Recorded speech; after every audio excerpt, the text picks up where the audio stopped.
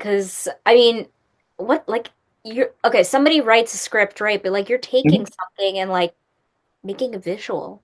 It seems so Right. difficult to me. I don't know. I mean, when I write things, I never am able to really storyboard it. I mean, it's here, it's all here, but Mhm. Which is good. doesn't actually, like, pop out like that. I just end up writing it. I don't know. How Mhm. do you transfer that? It's How's your it's just brain kind of work? I don't know how my brain works. That's what my psychiatrist keeps telling me. But anyway, That's kidding, nice. kidding. But the no, it's like with what it's just getting to people's heads. Like when you meet a director and you're going to be working with them, you basically ask them, okay, what are some of the movies that you like that you can compare this in tone to, and they'll tell me a list of them. And then I kind of say, okay, I have an idea. I've seen all these movies, so like I know what you're looking for. So then I'll go back and I'll think of these camera angles, camera shots, the visual aesthetic of how everything works, and then I'll incorporate that into what I'm drawing for them. Because with the way movies and TV shows are, whatever you see whatever you see on TV is what someone like me draws first, and then like the director takes that and presents it to the crew and says, "Here's what I want all these shots to look like." Then the crew and the cast all know what the shots for the day are going to look like, and that's what my job is.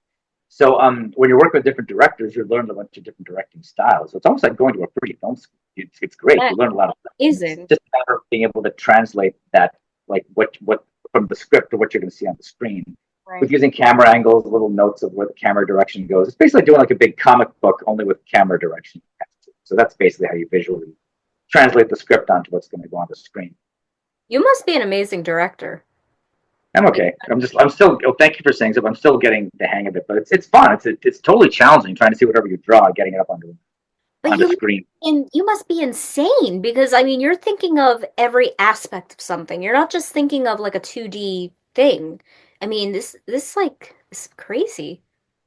Well, yeah, because when you're drawing in 2D, it's a matter of like, okay, if I'm drawing this in 2D, I think Stanley Kubrick was the one who said, whatever if you can draw something, it can be shot. But now, how do I make that happen? So you work with a good crew. You get a good director of photography, and you run the ideas past them. They'll tell you what the budget you have. Here's what we can do, and here's what we can't do. But because of technology now, they can put cameras underneath you and above you and do a whole 360 things.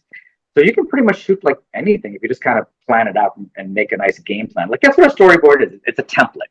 It's amazing. Um, you draw these little pictures and put notes on them, and if you can draw them, you have a basic idea of what you're going to do. And you can go back and swap out ideas and convey your ideas visually to the crew Right. and cast and say you're going to work these things out to get the shots that you.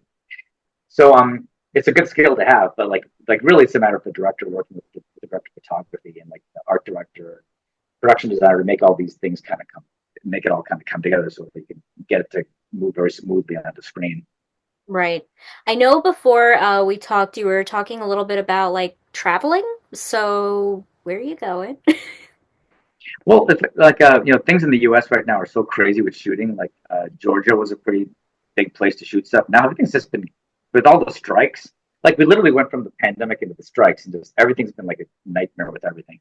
But we're actually planning on shooting stuff actually in going to Canada and or to Ireland because Ireland's got a big filming base right now. You can make a 40 million, so you can make a $10 million movie look like a $40 million movie depending on the crew that you hire too. So we're looking at those options right now too, because yeah, the U.S. right now is really difficult, and I really don't think the film business is going to be coming back into California anytime soon. I think So are you going to be putting on a kilt or something? I should hope so. It'd be lovely, wouldn't it? And I can talk like that all the time. Oh, Awesome. yeah, I didn't know you could do impressions and voices. Kinda, yeah.